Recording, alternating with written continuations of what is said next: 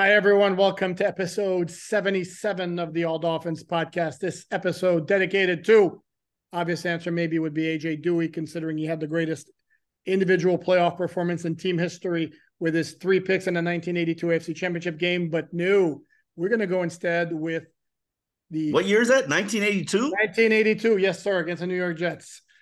But no, we're going to go instead to the one and only first overall pick the Dolphins ever had, Jake Long, 2008 out of Michigan, who had, I would say, a very good career for the Dolphins that unfortunately was derailed by injuries, and who was obviously a topic of much debate because the third overall pick that year was Matt Ryan, picked by the Atlanta Falcons out of Boston College. Omar, you were covering the team. This was like fairly early in your tenure. Where did you sit on that debate? My very second year, because 2007, the 1-in-15 struggles and journey, which was a very painful experience, awarded you the opportunity to make that first selection. And at that time, I was totally on board with the Jake Long selection because I thought he'd be a Hall of Fame caliber worthy NFL offensive lineman. Obviously, injuries didn't allow that. But my feeling was, or my hope was, that they would go Jake Long and then go Joe Flacco, who most people who know me know I was a huge Joe Flacco fan back in the day when he had athleticism and wasn't a statue in the pocket like he is today. Did he ever have athleticism? I'm sorry, go ahead. Okay. He had a little bit more mobility. Hey, he's a champion and a Super Bowl winning quarterback. Don't you ever forget that. Sure. But they got outsmarted by the Baltimore Ravens. People always also know my fear of the Baltimore Ravens when it comes to drafting. And they had to settle on Chad Henne. And the lesson that I learned in that experience was do not settle when it comes to the quarterback. Do whatever it takes. And that includes moving up when you should have drafted. You moved up from the Philip Merling selection and moved up to get ahead of Baltimore so you can draft Joe Flacco and fulfill your plan, but never settle on a quarterback. That was the ultimate lesson that I learned. I know Matt Ryan would have been the easy selection, but I could tell you the Dolphins would probably be right where they are right now without a championship if Matt Ryan had been their quarterback. And I could tell you I could live without a Matt Ryan career. Yeah, Matt Ryan is not, and this sucked that there was not a slam dunk quarterback in that draft. Matt Ryan was a good NFL player. Can we even go very good? Yeah, we could go very good. I've heard people say he could be a Hall of Famer, and I'm like, sorry, I don't see that. Yeah, we can't just start letting anybody in. I would argue to you that Eli Manning isn't a Hall of Famer. Like Eli Manning, when you look at his record, he's 500. 500. He does have 2 championships, but he's a 500 quarterback. I'm sorry, a 500 quarterback can't get into the Hall of Fame or shouldn't get in the Hall of Fame. I know he will because he's a Manning, but come on, man. And Philip Rivers, I'm a ring counter. I know Philip Rivers had a tremendous career, tremendous numbers and stats. However, I'm sorry. I'm not sure Philip Rivers is a Hall of Fame quarterback. Oh, and it's a fun discussion. I like this. I am completely on board with you, and it borderline offends me when I hear people, well, Eli Manning's a slam dunk Hall of Famer because he won 2 Super Bowls. Eli Manning had average to above average career, and he had 2 good playoff runs on 2 teams who won Super Bowls, by the way, because of their defense, not because of the offense. If you remember, they won the Super Bowls 17-14 and 21-17. And then in one of those, he actually was very, very good. I believe it was the second one. And the other one, he just had the clutch drive, which was made possible by that ridiculous catch of David Tyree on top of the helmet. He still won it, though. You can't take it away from. I'm conflicted by it because I'm a ring counter. I'm a ring counter. If you have rings, you immediately jump to the front of the line for me when it comes to honors and awards and Hall of Fame recognition. So Eli has rings, which is why I put him ahead in the line than Philip Rivers. But realistically speaking, the only quarterback in that class that I think deserves to be in is Big Ben. Agreed. And if we're going to go with the rings, then Jim Plunkett needs to be in the Hall of Fame because he's also got 2 rings. So to me, again, there's something to be said about being lucky enough to being on a good team at the right time. And I'm going to say again, the Giants don't win those Super Bowls and they get blown out if it's not for their front four being able to get pressure on Tom Brady without having to blitz. And then Jake Long would have been surefire, no doubt, Hall of Famer if it wasn't for the injuries. And if you recall in that 2008 draft, maybe it wasn't so much the fact that the Dolphins let the Baltimore Ravens got to the 18th pick in the first round to get Joe Flacco. The Dolphins did get a quarterback in the second round that year. You remember who, right? Chad Henne. I mentioned him. There you go. Yeah, but as I said, don't settle on a quarterback. That was a bad selection and a bad quarterback. Correct, but I think the Dolphin brass at the time, remember this was the first year Bill Parcells had come in. I believe they loved them some Chad Henne a lot. Yeah. They loved Chad Henne. They thought he was about as good or very close to Matt Ryan. Yes, you're correct. Yeah. You're correct. But ultimately they were wrong. And although Chad Henne played a very, very, very long time in the NFL. By the way, did you know that somebody threw out his name this week after Aaron Rodgers got hurt as a possibility, as somebody that the Jets should consider? Who threw it out? That I don't remember, but I saw his name. It was like, whoa, Chad Henne. I wouldn't be opposed to that. I really, truly wouldn't be opposed to that because I think he's a good caretaker. I just know that when it comes to those clutch moments and instances, which is where Tua rises to the occasion, and we have that conversation, and you just remain silent over there. When it comes to, this is not what we're talking about, but okay, that's fine, no problem. When it comes to those moments, Chad Henne is going to shrink where other quarterbacks rise to the occasion. Now, I know he helped them win a playoff game with the Chiefs as Patrick Mahomes' replacement, and that's great and good. That's like his 13th year in the league, so maybe things have changed. And I'm not again, the Jets, they're desperate. They need to figure something out, and I know they're being patient about what they need to do. But you know, maybe this week is about injecting that confidence in Zach Wilson. Trust me, when your team has decided that they don't believe in you, which what the Jets did last year when they basically demanded that Mike White plays, they don't get it back. They don't give it back. Except if they realize and accept that maybe Zach Wilson has learned some humility, which was as much a part of the problem last year in New York as the fact that he stunk up the joint. If you remember that, he can't read a defense. That's the problem. Understood. This is where it's on the offensive coordinator to make things extraordinarily simple for him. But the bigger issue, he lost the team, not so much because he couldn't read a defense, because they lost 10-3 against New England, like 3 turnovers or whatever. Like, not my fault. I don't feel bad for the defense. I don't have anything to say with that. And that was like, whoa, dude, like self-awareness, lack of self-awareness much. Okay. Let's move on to the big news of the day. This is Friday, September 15th. The final injury report for the week 2 game between the Dolphins and the New England Patriots is out. Before we run it down, we have to address the big news of the day. That's Jalen Phillips sustaining a back injury in practice, showing up on the injury report, limited, now questionable. Obviously, he's a big part of the equation for this Dolphin defense. He's a guy that a lot of people expected or have expected to take a massive jump in his 3rd year in the NFL. Obviously, this isn't ideal news. Yeah, I mean, but it's part of the game. Players get injured in practice. Hell, look at Keon Crossen. One day he's on the bubble to make the 53. In the afternoon, he's on the injury report with a season-ending injury. In a bubbled practice. How did that happen? It's the nature of the sport. I can't tell you right now what his status will be. I can tell you that I'm really, as we've talked in the media contingent, I'm very careful about what I say when it comes to Patriots Week, because I know Bill Belichick and his team, they consume everything and they use every single inch.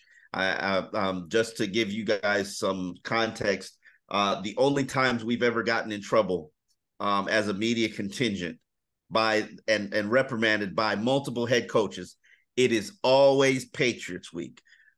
Booty holes tighten up on Patriots Week. It just is what it is. So I'm very careful about what I say. Do I expect Jalen Phillips to play? Yes. Do I expect him to be Jalen Phillips? I don't know. Who knows? Who knows on each count, though? I mean, Yeah. again, we only saw limited portion of practice, like the very early beginning of practice. So, I mean, Yeah, it's with players like that, you never know. He's young, so his body can respond and recover sure. quite well. And Jalen is probably going to want to go, and you know the magic of shots. They can make you play without pain, and see where that goes. But the Dolphins do have capable backups in Emmanuel Agba, Andrew Van Ginkel. Your dude. Don't call him my dude. It's Don't your say dude. that. It's your Don't dude. don't call him my dude. Don't do that. Don't put him on me. This ain't Jesse Davis situation.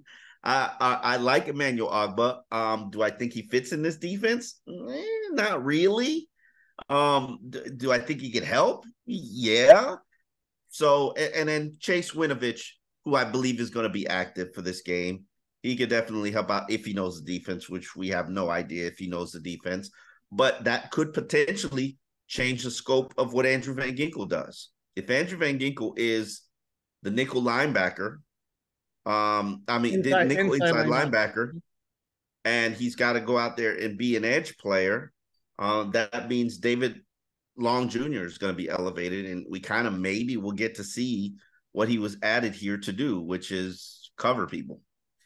Yeah, the other And question though, you know who they got to cover. You know who they got to cover. Hold on, we'll get to your friend, to your buddy, your pal, the guy whose praises you sing almost as much as you sing to us praises. We'll get back to Mike Gesicki a little bit later.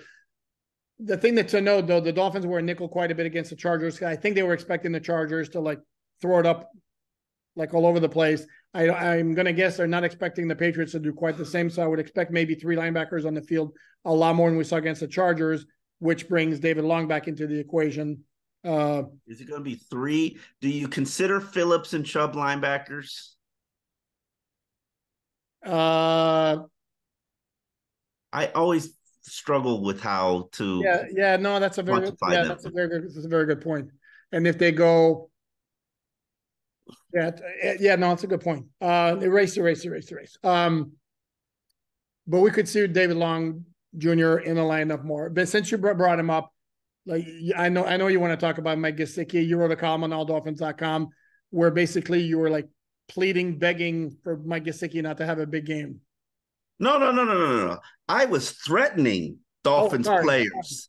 That's what I was doing. Like, you let Mike Gesicki have a big game against you. Oh, I am going to roast you. And here's the reason why. Everybody in the NFL, especially people on this team, should know what Mike Gesicki's limitations are. They know his strengths. They know his weaknesses. If Mike Gesicki is on the field, 80% of the chance it's going to be a passing play. So be prepared for that passing play. If I'm Vic Fangio, Mike Gesicki's on the field, I'm blitzing wherever he is. And I'm forcing him I'm forcing him to either stay in and protect or run a hot route for the quarterback because I'm coming. Somebody's coming. So it's going to prevent the Patriots from putting him on the field. Now, the question is, when he lines up out wide as a slot receiver, a fake slot receiver like he does, who do you defend him with? Do you defend him with a safety? Do you defend him with a quarterback? And I will get to the point where, why would you defend Mike Gesicki with anybody but a cornerback? Because size matchup. That's it. But that would be the issue there. Okay, I'm not scared of that size matchup. Like, I would argue to you, Cater Kohu's tougher than Mike Gesicki. Like, Cater Kohu could jam him up. Oh, no, I agree. He's not going to run by you. What is he going to pummel you in the run game? Like, come on, man. So, yeah, I gave my first come on, man, on the All Dolphins podcast. Listen, that was one of my main issues with Mike Gesicki as a player here with the Dolphins. He telegraphs everything, and I would limit. Why would I ever defend him with a linebacker? Why? Am I going to put a safety in the game and they're going to say, oh, you got a safety on him, let's run with Mike Gesicki? No, you're not. You're not. And he can't pass block. He can't run block. He's just a glorified slot receiver. All right, defend him like a slot receiver. But anyway, let me get off this. So, but you're suggesting he's not a great blocker then? That's that what you're saying? I want to make sure the point. Yeah, I get your point correctly. I'm joking, Omar. Don't attack. What I'm suggesting is attack him. Attack him. And I'm dying to see what Bill Belichick has planned for Mike Gesicki, because I think he's going to feature him, and I don't think it's as simple as Gesicki's in the game, you blitz. First of all, because it goes against Vic Fangio's tendencies, and he talked about one of the things: the more you blitz, the less you have the element of surprise, and maybe that's part of why it worked so well against the Chargers at the end of the game, because they had barely blitzed the entire game, and the first time they blitz was Kader Kohu, and the Chargers didn't pick it up, and there was a straight line to Justin Herbert. So I don't expect like a heavy dose of blitzing just because Mike Gesicki's on the field, no matter what you think of him, which is very, very poorly. Before we continue our discussion, if you have a guy that cannot protect, wouldn't you go after him? He's not going to be asked to block. So what's and if he's ever asked to block, he's not going to be asked to block, and that's why Bill Belichick. I don't think Bill Belichick is going to try to be stubborn enough to think, oh, you know what, I'm going to make him a blocker. I think that ship has sailed. The ship that suggests Mike Gesicki is going to be a blocker in the NFL, or even there was a word that was thrown out today in the media room, serviceable. I don't even think I'm not sure that he'll ever reach serviceable blocker in his NFL career. So I don't know that Bill Belichick's going to do anything with Mike Gesicki other than go on in a pass pattern, catch passes. Let's go back to the injury report. Obviously, the big name other than Jalen Phillips. I'll take care of the rest of the guys. Julian Hill, ankle, questionable. Elijah Campbell, knee injury, questionable. And then Teron Armstead, back, ankle, knee, questionable. Listed as limited. And here's a nugget for you. Fun fact. That was his first week where he practiced all 3 days before the game since the 2022 opener. That's the only other time he practiced all week, even though it was limited every time. At the very least, he practiced a little bit all week. He's questionable. You talked to him in the locker room after practice. I was there at the beginning of the locker room. I had to take care of a personal issue, had to leave. So relay your conversation, what he said, and your feel as far as whether you think he plays. Good week of work. It's going to be a game time decision, and this really comes down to Mike McDaniel, their relationship, how comfortable Mike McDaniel is putting him in the game and feeling that he can execute his job without jeopardizing his technique and the chemistry on the offensive line already. I did not feel like that was good enough, or the coaches saw enough in the week to say that Teron Armstead can play 50 snaps. Now, if we're going into this situation and we're saying, well, let's treat Teron Armstead like it's the preseason and let's give him 15 to 20 snaps and see where it goes from there, and we're gonna platoon in Kendall Lamb, then I say yes, let's play him. Or maybe him serving as a backup in case of injury, then yes, let's play him.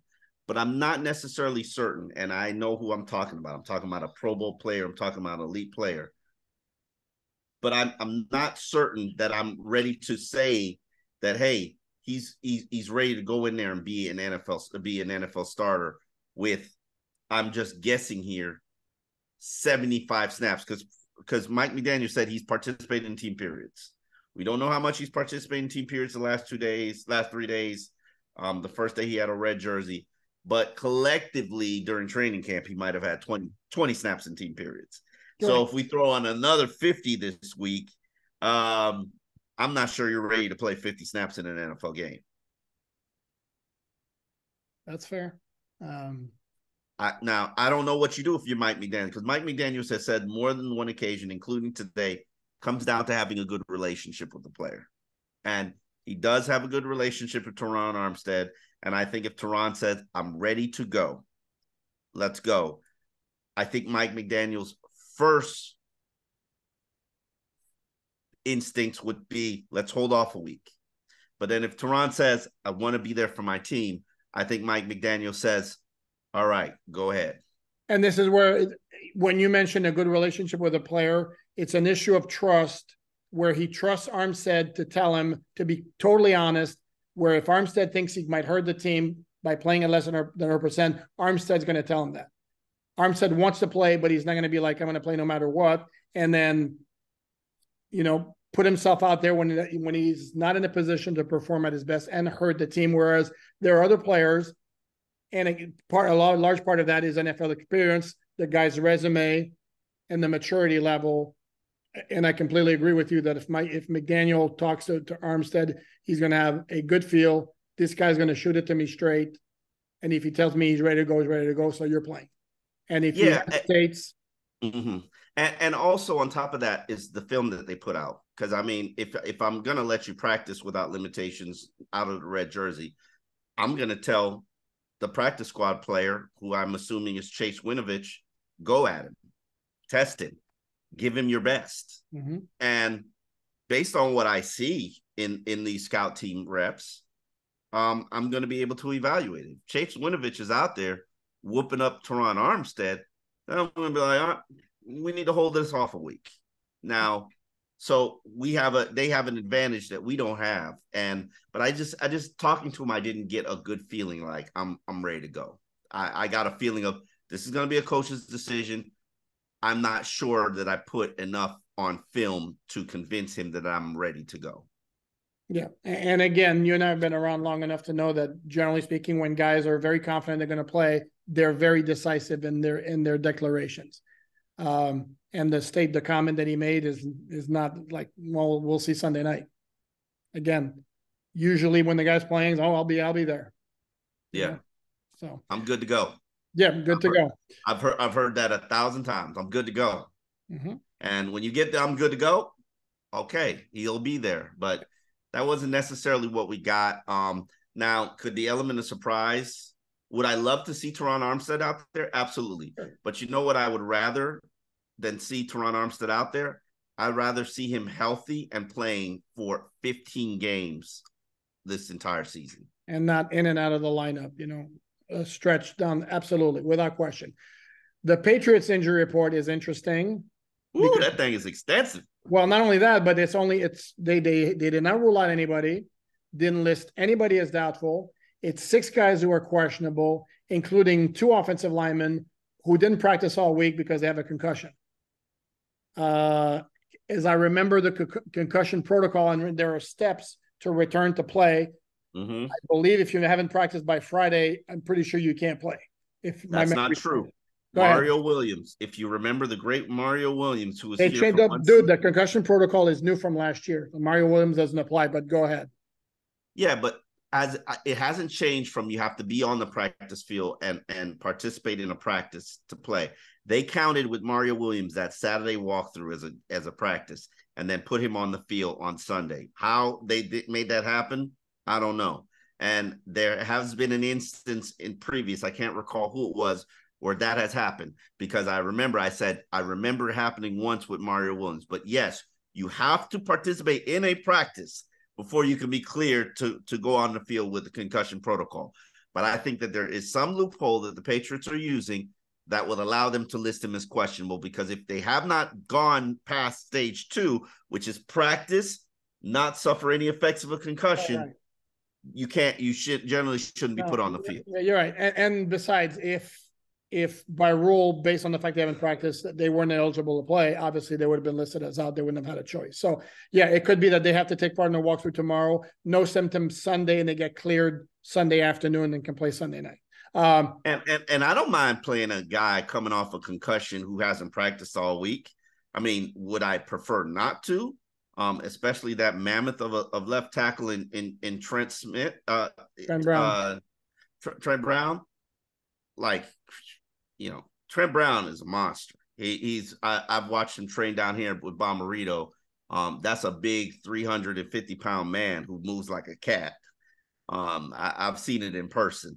He's hard to get around. So you could expect that side of the field to be completely neutralized if he plays. Now, If he Whoa. doesn't No, play, Rashawn Slater, dude. Come on.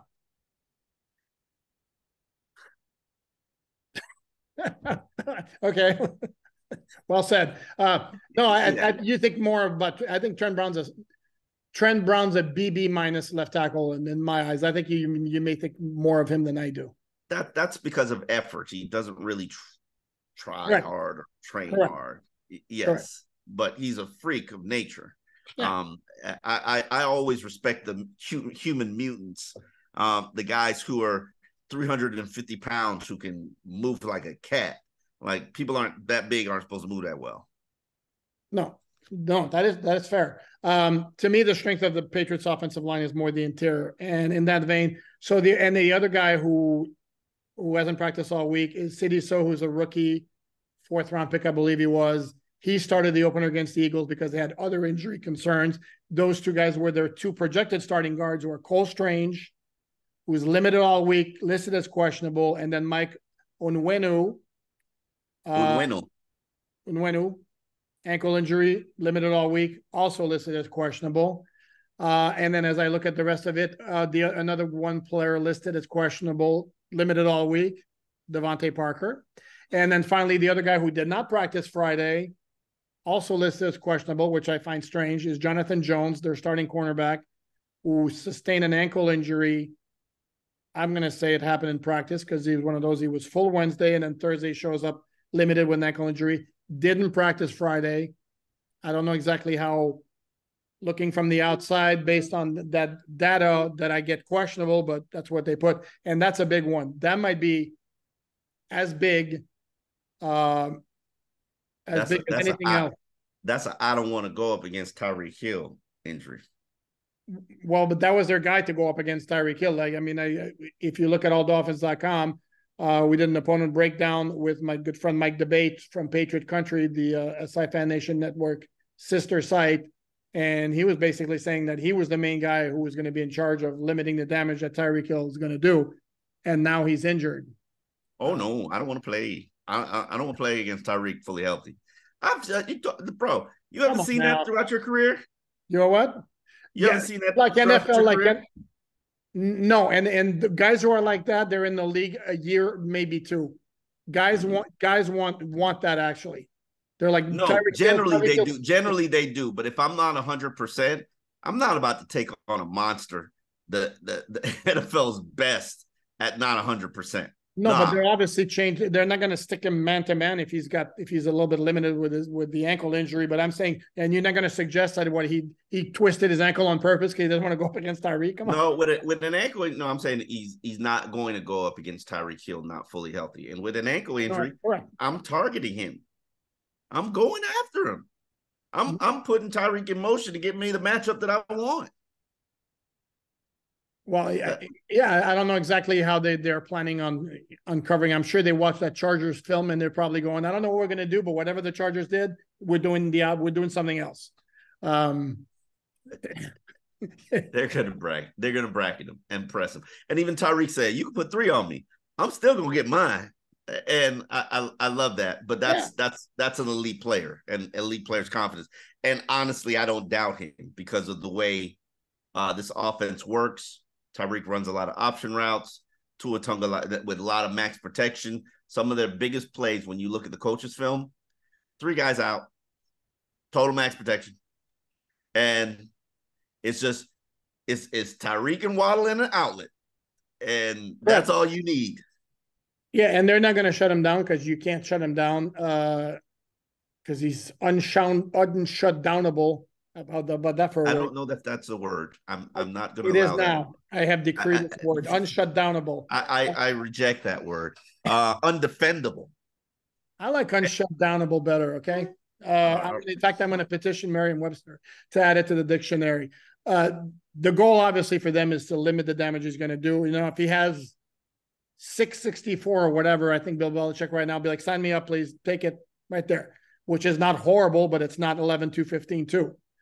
You know, so that's going to be the part there. Tyreek ain't getting 64 yards. That you know that ain't happening. Like that's a bad day at work for Tyreek.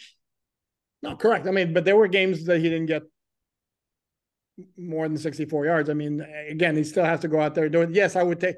If in case you're asking me, yes, I would take the over 64, absolutely, without question. I gotta look at what the betting line says is the line for Tyreek this week. The over under, yeah, I would be. Yeah, over under on yards. I'll be continue to talk. No, and I'd be very curious. What's the over under on Tua passing yards after he went 466 against the Chargers? I shall tell you in a minute. I would think the over under would probably be in the 280s. Would be my guess. Okay, Tua's over is 268.5. Okay. Let's go to. It's funny because we've been discussing whether we want to do a betting segment. And if you guys are into that, please join. Please let us know in the comments. Let us know in the comments. We're not sure what we want to do. We continue to evolve as the season continues to evolve, and we're open for discussion and conversations on all things. But I'm trying to find Tariq's receiving yards. All I see is touchdowns. But continue. What else is there to discuss on this matchup and this? Passing yards. By the way, since there was a lot of conversation, I got this on social media asking about Devon Achane. I asked point blank Mike McDaniel if he was willing to let us know to reveal whether it would be more likely than not. I didn't ask for a full commitment. Whether it was more likely than not that Devon Achane would be active against the Patriots, and it was 15 yards behind the long snapper, taking the ball and punting. Mm-hmm. It was basically going to depend on numbers at other positions, factors involved. Who knows what's going to happen? We'll have to see. So, do we have it? No, they don't have receiving yards up at the site that I'm looking at. They don't. So, see, that's why I hate these gambling sites, because they generally don't put up all the stats right away. No. So anyway, all I got is this touchdown line, which is 105, which is, that's basically you got to bet $100 to make $5 for him to score, at least for him to score one touchdown. Damn, and it just changed to -110. Yeah. Okay, which makes it more likely he has one. Is it changing again? So anyway, we don't know about Devon Achane. As Omar and I discussed previously, yes, he has a whole lot of speed. Again, the issue there is he's a similar player to Savon Ahmed. Barrios is going to be your returner. Yeah. And Ahmed knows the offense better, has more experience. For those who watch alldolphins.com and we'll read alldolphins.com, free website for everybody who wants to get mine and Poupart's work. And people who listen to this podcast, stop being obsessed with the rookies. The last 2 years has shown you that their rookies are on a slow cook program. It takes them forever to learn the play calls, the concepts, the understanding of why they do what they do in this offense. It's just a reality. And that's offensively I'm speaking about. That's just the reality of where they are. And it's not that Devon Achane doesn't have talent. It's just that he is not proven that he's more capable than Savon Ahmed. And if you wonder why he's not playing over Chris Brooks, it's because Chris Brooks is the size of a mountain. And you need that type of player for short yardage situations. So, Devon Achane isn't going to help you in short yardage situations. He's just not. I'm sure he can technically, but Raheem Mostert is going to serve until Jeff Wilson comes back as like an all-purpose back, and then Savon Ahmed. And right now, Devon Achane is on a slow cook program. Just live with it. Correct. And the other factor also is they're playing Bill Belichick, who is known to throw a whole lot of different things at offenses, which tends to make coaches want to have guys who are really done on their, P's and Q's or RNSs, whatever, on their P's and Q's in terms of understanding everything, checks, everything that's involved with dealing with different looks that could come at him. And so therefore, Savon Ahmed logically is far more advanced in that department than Devon Achane. Therefore, if I had to guess right now, I'd say, again, there would be another week. Maybe he plays next week against Denver. And there's no shame in that. There is absolutely no shame in not being active. No. And another one as well is interesting. We did this exercise in the media room today, talking about the draft picks and all rookies. There was only one rookie who got snaps on either offense or defense against the Chargers in week 1, and that was Brandon Peely.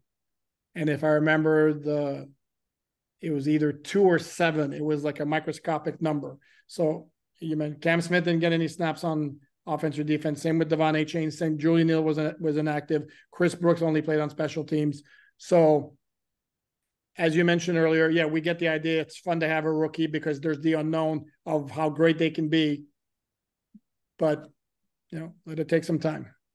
Be patient. Let them slow cook. Let them slow cook. While you're talking, I'm keep looking also to see if I can find some over underlines on to see if I see something on Tyreek, and I don't see it. I guess that ship has sailed. What's your over under? On what on Tyreek? I'm probably putting it at 80 yards. Okay. I definitely think he's going to score a touchdown. I mean, if Tyreek doesn't score a touchdown, who is scoring a touchdown? Well, if you look at the game last year when Tua played, it was who did score a touchdown? They had a defensive touchdown. They had the Jalen Waddle 4th and 7 touchdowns, and then they had 2 field goals, I believe. That was a 27 game. So, and don't be surprised if this is a game that Jalen Waddle goes off. Because it's not just Tyreek Hill in this passing game, and Waddle kind of took a backseat a little bit against the Chargers. If you do anything, they have a counter for it, which is what the beauty of this offense is. It doesn't just feed one person, even though it looks like it feeds Tyreek. Tyreek is just what keys everything. Right. And how he's covered dictates where Tua goes with the ball. And having said all that, yeah, this scheme is borderline genius. It is. And they have the guys to make it happen. Having said all that, it's still about they still have to execute and be sharp. And against the Chargers offensively, they were on it. And that's because Tua's on it. No, of course. But it's not going to be Tua, dude. I keep backing you into these corners. Tua was great. I don't know exactly if it's. Do we have an over under on how many times you're gonna force me to say Tua was great? Tua was great, and you're not forcing me to say anything I didn't. That's not completely obvious. And you know what? On that Tua is great note, and he was fabulous against the Chargers. We're gonna have to call it a day and remind you guys that we hope that you like it. First of all, thanks a lot. Thanks so much for watching. Download, like, share, subscribe. Fans First Sports Network for your audio podcast, alldolphins.com, where everything is free. Omar, let's do it again tomorrow, and I'll tell you again how great Tua played against the Chargers. How's that? All right.